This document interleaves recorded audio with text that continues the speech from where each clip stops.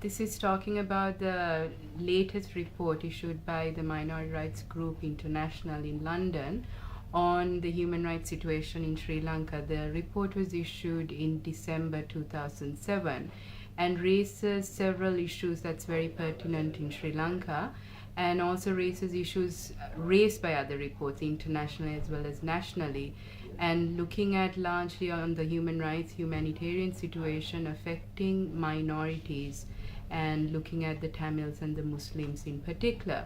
But the report doesn't just look at those two groups only. It looks at the broader issues of human rights, humanitarian situation, the culture of impunity, regulations and laws like the emergency regulations, and what's happened, and setting a context to what's happening now and what needs to be done.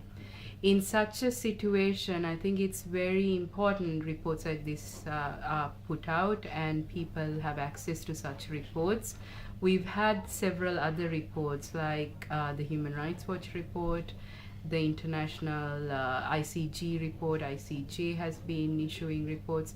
So several reports that have documented the human rights situation here and demonstrating that it's much, much graver than what's reported in the state media or what the state actually portrays it to be, and contest certain figures and certain notions and certain claims the government has put out.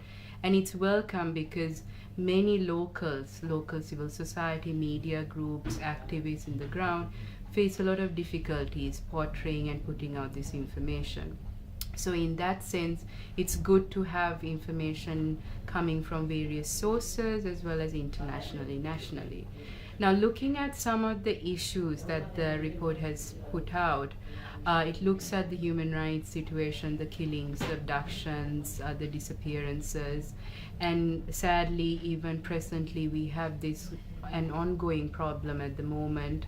Yesterday, the SLRC, the Sri Lanka Red Cross, and ICRC put out a statement on one of their volunteers who was abducted and killed in Jaffna.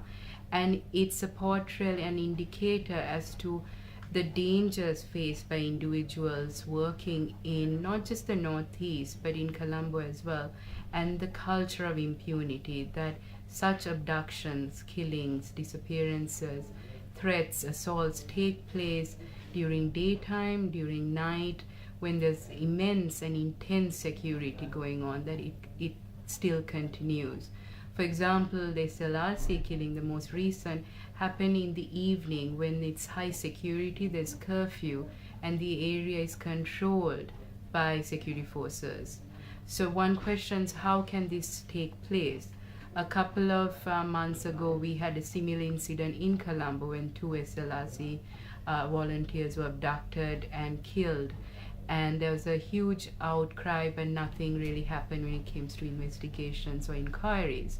More than a year ago, we had the Vice Chancellor of the Eastern University who disappeared from a high security zone in Colombo. So as I said, these incidents take place everywhere. But what we have is a situation where nothing really happens to hold people accountable. And we have various commissions and committees being set up. We have the Commission of Inquiry looking into 16 past cases with the International Independent Group of Eminent Persons observing their work. But nothing much has happened and no public hearings have taken place. So in that situation, it's a very dire situation where nothing much has happened locally. And it's one of these reports, the present report is an opportunity for the international community to act on it and do something through the Human Rights Council, various other mechanisms to hold countries like Sri Lanka up to the basic minimum standards and holding perpetrators accountable.